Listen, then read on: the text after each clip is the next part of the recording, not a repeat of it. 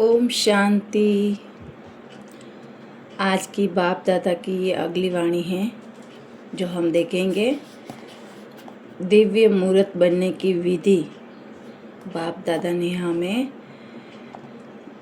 इस वाणी में बताया है कि दिव्य मूर्त कैसे बना जाता है, तो क्या है उसकी डेफिनेशन, और बाबा इस दिव्य मूर्त बनाने के लिए हमें क्या क्या इस पॉइंट्स दे रहे इस वाणी में, वो हम देखेंगे। तो आज की ये वाणी ये है 7 जून 1970 की वाणी है। तो आइए हम साथ में रीड करते हैं। बाबा ने बोला कि बाप दादा भी नैनों का आधार लेते हैं। बाबा बोल रहे हैं कि नैनों द्वारा क्या देख रहे हो, तो बाबा भी बोल रहे हैं कि बाप दादा भी नैनों का आधार ले देख रहे हैं, है ना।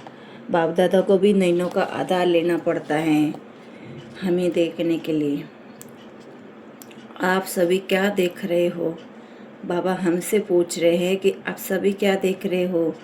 जो बाप दादा देख रहे हैं वो आप भी देख रहे हो क्या? तो बाबा बोल रहे हैं कि बाप दादा क्या देख रहे हैं और यही आप देख रहे हो। संकल्पों को कैच करने की प्रैक्टिस होगी तो संकल्प रहित भी सहज हो सकेगा। ज़्यादा संकल्प तब चलाना पड़ता है जब किसके संकल्प को परख नहीं सकते। बाबा ने बोला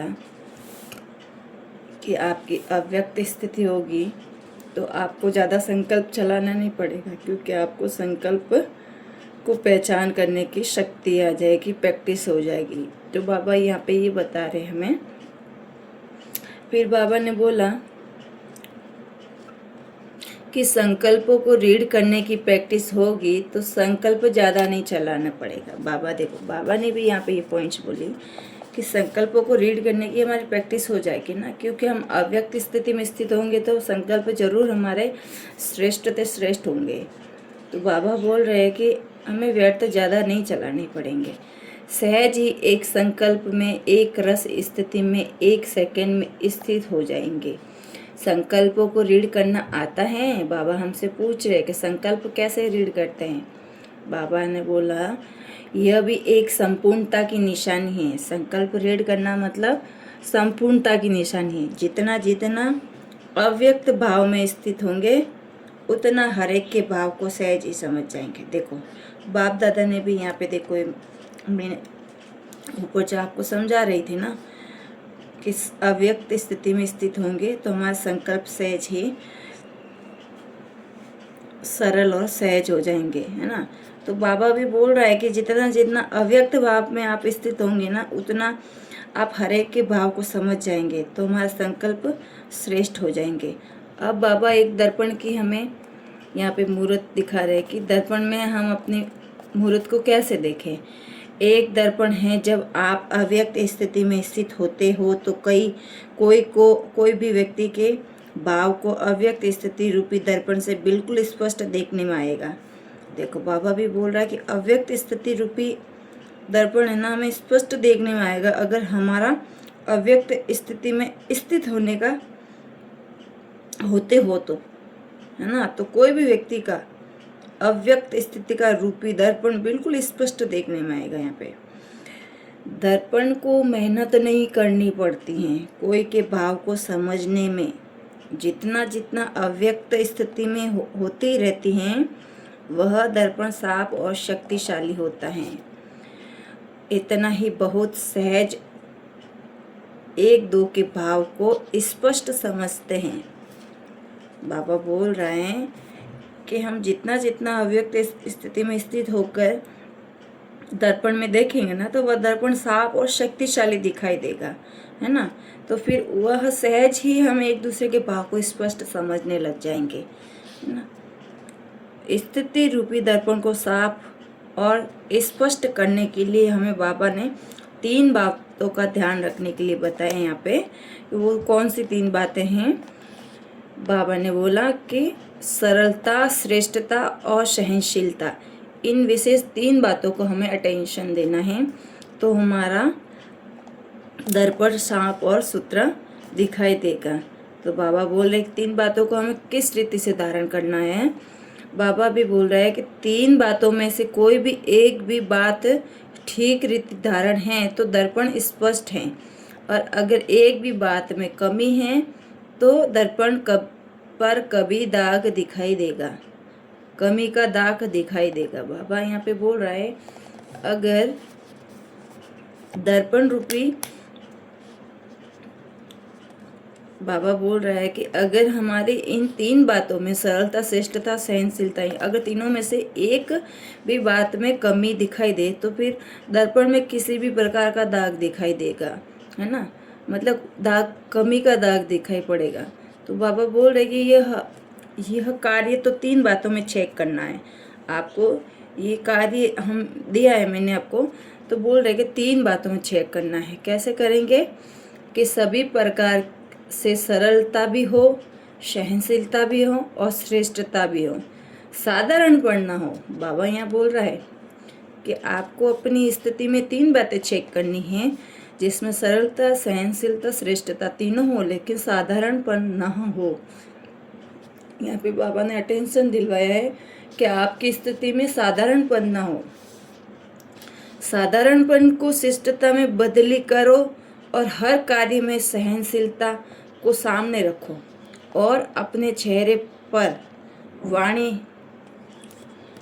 वाणी पर सरलता को धारण करो। फिर देखो सर्विस व कर्तव्य की सफलता कितनी श्रेष्ठ होती है। बाबा हमें बोल रहे हैं कि अगर, बाबा ने बोला यहाँ पे कि अगर वाणी, चेहरे पर और वाणी पर सरलता का, अपने सरलता को धारण किया है ना, तो यहाँ पे फिर हम देखेंगे कि हमारे सर्विस व कर्तव्य में हमें कितनी सफलता मिलती है, और सफलता भी मिलेगी और वो श्रेष्ठ भी होगी। तो यहाँ पे बोल रहे बाबा फिर वापस आगे कुछ प्लान को प्रैक्टिकल करने में बता रहे कि प्लान को कैसे प्रैक्टिकल हम करके देखेंगे। जैसे हम कोई भी चीज़ के लिए प्लान बनाते हैं ना, तो उसको प्रैक्टिकल कैसे करना है वह बाबा बता रहे हैं। अंतर का कारण क्या है, तीनों ही रूप में अभी पूर्ण प्लान नहीं हुए। बाबा बोल रहे हैं कि हम तीनों प्लान बनाते हैं लेकिन उसमें तीनों प्लान पूर्ण नहीं हुए हो, तो स्मृति में भी प्लान, वाणी में भी प्लान होना चाहिए। कोई भी पुराने संस्कार का दाग न हो, कर्म में भी प्लान अर्थात श्रेष्ठता। अब बाबा यहाँ पे बताना चाह रहा है कि हमने जो प्लान को प्रैक्टिकल करने में जो हमने प्लान बनाया है उसके बारे में बाबा बोल रहे कि आपका अंतर पड़ जाता है।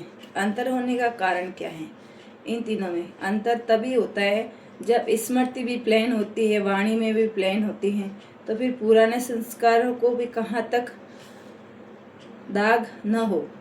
फिर कोई भी पुराने संस्कार होंगे तो उसमें कहीं ना कहीं दाग तो होता ही है। तो कर्म में भी प्लान और श्रेष्ठता, बाबा बोल रहे हैं कि कर्म तो प्लान हो लेकिन श्रेष्ठ हो। अभी बाबा ये समझाना चाह रहे हैं। फिर बाबा ने आगे वापस वाणी में बताया है कि इसीलिए हर बात में मनसा वाचा करना और छोटी बात में भी सावधानी चाहिए।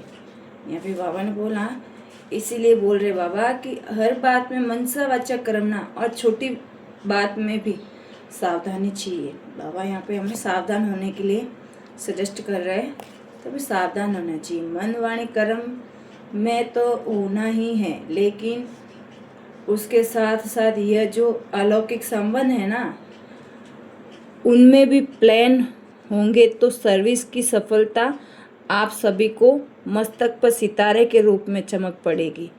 फिर आप हर एक को सफलता का सितारा देखेंगे। मतलब बाबा ने बोला कि जब मन, वचन और कर्म तीनों में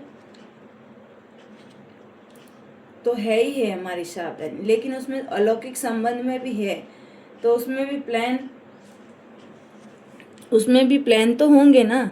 तो प्लान होने के बावजूद फिर हमारी सफलता नहीं हो, ऐसा कैसे हो सकता है। तो बाबा बोल रहे हैं कि सफलता तो आपके मस्तक का सितारे के रूप में चमकेगी। फिर आप हर एक बच्चे के, आप हर एक को भी सितारा के रूप में देखेंगे, है ना। तो फिर बाबा बोल रहे कि सफलता नहीं हो, ऐसा हो ही नहीं सकता। तो सफलता तो हमारा जन्म सिद्ध अधिकार है। फिर तुमको कोई भी देखेंगे तो दूर से ही दिव्य मूर्त रूप में देखने में आएंगे, साधारण मूर्त के रूप में नहीं। तो यहाँ पे बाबा बोल रहे कि साधारण मूर्त नहीं बनना है। आगे के लिए सफलता को समीप लाओ। जितना जितना एक दो के समीप आएंगे उतना ही समीपता आएगी। एक दो के समीप अर्थात संस्कारों के समीप, मतलब बाबा बोल रहे कि एक दो के समीप हम संस्कारों से आएंगे तो वो स्थूल में नहीं आना है, संस्कारों से समीप आना है ना। बाबा स्थूल रूप में समीप आने के लिए नहीं बोल रहे, बाबा संस्कारों में समीप आने के लिए बोल रहे हैं, है ना। यहाँ पे फिर बाबा ने वापस आगे बोला है कि जितना समीपता उतना एक दो को सम्मान देना। बाबा बोल रहे हैं कि संस्कारों में जितनी समीपता आएगी उसके बाद आप एक दूसरे को सम्मान भी देने लग जाएंगे। जितना एक दो को सम्मान देंगे ना उतना ही विश्व आप सभी आत्माओं का सम्मान करेगी। सम्मान देने से ही तो सम्मान मिलेगा ना, देने से मिलता है ना, लेने से नहीं। बाबा बोल रहे हैं कि देने से मिलता है ना, लेने से थोड़ी मिलता है। ये बात तो बाबा ने पहले भी स्पष्ट की है कि देने में ही लेना समाया हुआ है। तो बाबा बोल रहे हैं यहाँ पे कि कोई भी चीज़ लेने से नहीं और कोई भी चीज़ देने से मिलती है। बाबा ने वापस यहाँ पे स्पष्ट किया हमें। फिर बाबा ने बोला कि कभी भी कोई का विचार स्पष्ट न हो तो भी कभी नहीं करना चाहिए। बाबा ने यहाँ पे क्या बोला कि कोई भी का विचार स्पष्ट न हो तो भी कभी नहीं करना चाहिए। शब्द सदैव हाजी का निकलना चाहिए। जब हांजी करेंगे तब सतयुग में आपकी प्रजा इतना हांजी करेगी। अगर यहाँ हांजी नहीं करेंगे तो फिर सतयुग में भी प्रजा आपसे दूर से ही प्रणाम करेगी। तो बाबा ने यहाँ पे फिर बाबा ने बोला कि हांजी तो कहना ही दूसरे के संस्कार को सरल बनाने का साधन है। समझा? बाबा ने यहाँ पे स्पष्ट समझाया कि हांजी हमें क्यों कहना पड़ता है, क्योंकि हमें दूसरों के संस्कार को सरल बनाना है। अब अगर हम नांजी कहेंगे तो फिर वो संस्कार कठोर के कठोर ही रह जाएंगे जो आत्मा के पहले के हैं। तो हमें उसके संस्कार को चेंज करना, तो हमें भी हांजी कह के आगे बढ़ना है। बाबा ने बोला है कि समझा सुनाया तो था, वर्तमान में जो कर्म कर रहे हैं वो भविष्य में लौ बन रहे हैं। वर्तमान में हम जो कर्म कर रहे हैं ना वो भविष्य की लौ बन रहे हैं, मतलब भविष्य में उसका फल मिलेगा। तो बाबा बोले अभी तक एक एक को पकड़ते हैं, दूसरी बात छूट जाती, लेकिन दोनों ही बात याद रही है। कभी विधि को पकड़ते हैं तो कभी विधान को छोड़ देते हैं, और कब विधान को पकड़ते हैं तो विधि को छोड़ देते हैं। लेकिन विधि और विधान दोनों के साथ ही विधाता की भी याद आती है। बाबा बोल रहे हैं कि आप कभी विधि को पकड़ते हो तो विधाता को भूल जाते हो, और फिर विधाता को कभी पकड़ते हो तो विधि छूट जाती है। तो बाबा बोल रहे हैं कि दोनों का बैलेंस रखना है यहाँ पे, और हमें विधि और विधाता दोनों की याद आनी चाहिए एक साथ। बाबा फिर आगे बढ़ रहे हैं यहाँ पे कि जब दोनों साथ रहेंगे तो सफलता गले का हार बन जाएगी। विधि और विधान दोनों साथ में रहेंगे तो सफलता हमारे गले के हार बन जाएंगी। फिर बाबा ने यहाँ पे बोला कि आज बहुत शिक्षा दी, यह स्नेह है, क्योंकि बाप दादा समान बनाना चाहते हैं। समान बनाने का साधन ही तो स्नेह है ना। बाबा बोल रहे हैं यहाँ पे कि आप लोगों से स्नेह है तभी तो हम आपको इतनी अच्छी अच्छी शिक्षा दे रहे हैं। कभी कठोर शब्द भी बोल रहे हैं, कभी प्यारे शब्द भी बोल रहे हैं, लेकिन यहाँ पे बाबा बोल रहे हैं कि आज हमने शिक्षा दी क्योंकि बाप दादा चाहते हैं कि बच्चे भी मेरे समान बने, इसलिए बाबा इतनी कठोर शिक्षा देते हैं ताकि बच्चे जल्दी जल्दी तैयार हो जाए बाबा के और बाप समान बन जाए। फिर बाबा ने बोला कुमारियों का भी तो पेपर अब लेना है। जो पिछली वाणी में कुमारियों के लिए बाबा ने जो दिया था, बाबा ने होमवर्क दिया था, तो बाबा बोल रहे हैं कि कुमारियों का भी तो पेपर लेना है साहस को प्रत्यक्ष रूप में लाने के लिए। साहस में बहुत बहुत शक्ति भरनी है। अब शक्ति कितनी भरी है वह पेपर लेंगे। अच्छा, ओम शांति। बाप दादा ने अपनी वाणी को यही विराम दिया। अच्छा, आगे के लिए हम नेक्स्ट वाणी में आगे देखेंगे। आप यह व्यक्त वाणी अगर आपको अच्छी लगे तो आप ज़्यादा से ज़्यादा भाई बहनों तक शेयर करें, और आपको अच्छी लगे और इसमें अगर कुछ आपको अच्छे से और रीडिंग का चाहिए चैप्टर, मतलब चैप्टर को अच्छे से रीड करके बताए और थोड़ा विस्तार पूर्वक बताए, तो आप मुझे कमेंट करके ज़रूर बताएं। ओम शांति।